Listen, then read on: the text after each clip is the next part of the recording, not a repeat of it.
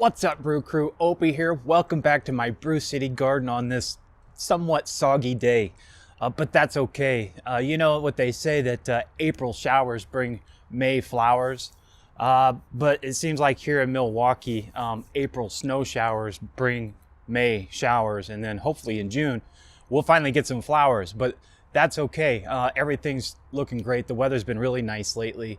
Over the weekend, I've got just a ton of work done. And I wanted to show you one of the best things that I got accomplished this weekend was I got my black gold.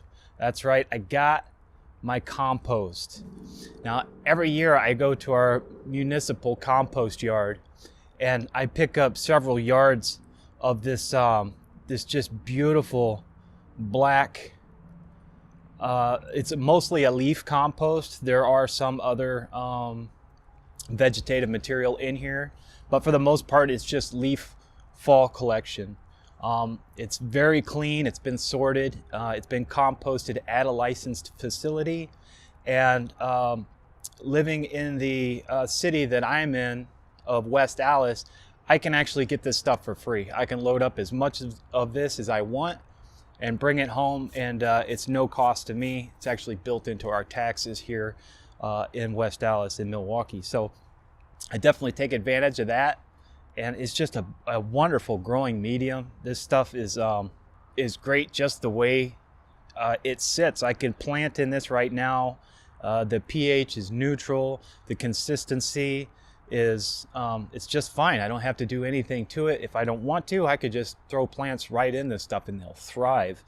I do add some amendments to this. I'll put some at least some perlite. I might throw some vermiculite in here if I could find some at a decent cost. And this will be what goes in my tomato buckets. And I got a couple other large planters. I will also spread a little bit of this on top of the straw bales to plant my small seeds like carrots and beets and just other small seeds that I don't want to get lost down into the straw. This stuff really retains moisture really well, so you don't have to keep coming back and watering this.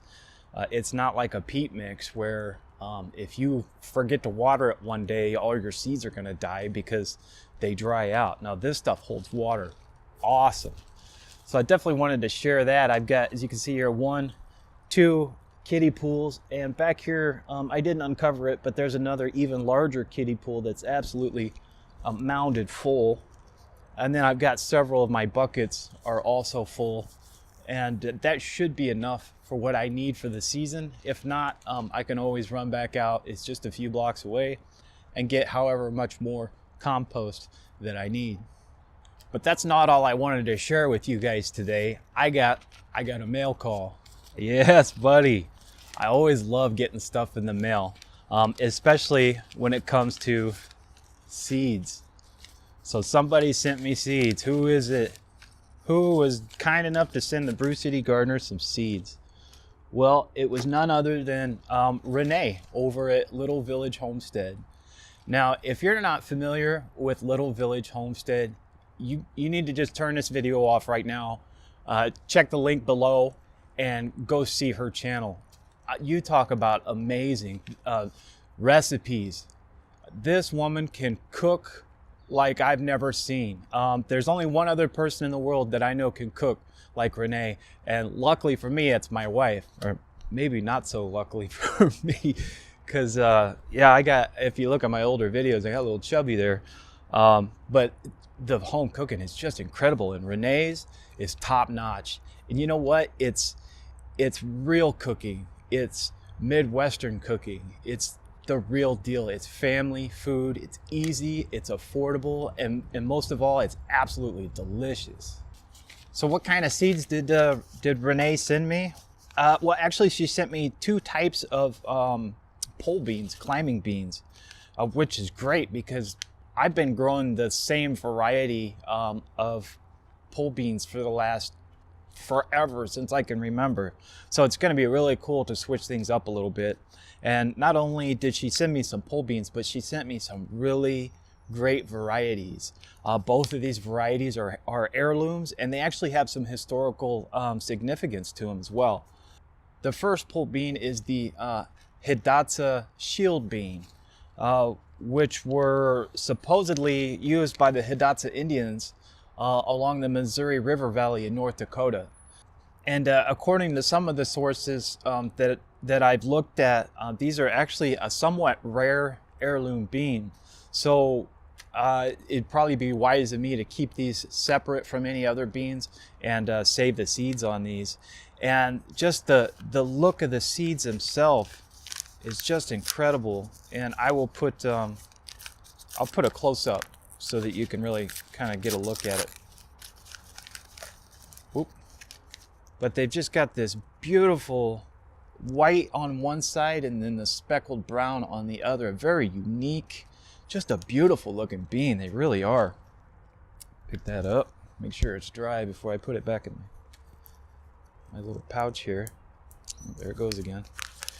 But regardless, I mean, these things are just a gorgeous bean. I mean, you could really use these as decoration for, you know, maybe bracelets or necklaces or something like that. So, you know, I wonder if the Hidatsa Indians ever used them in that capacity.